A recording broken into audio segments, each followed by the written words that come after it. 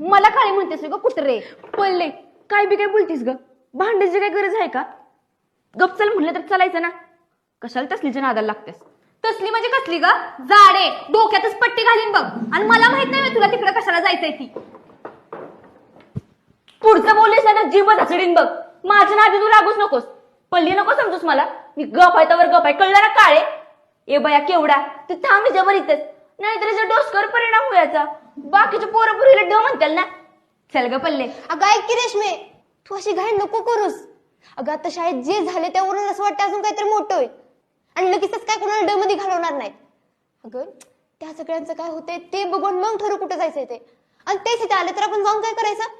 अगं कसे येतील केवढा, जे काय झाले त्यावरून तर वाटते त्याच नाही तर मुद्दाम ड मध्येच धाडतील.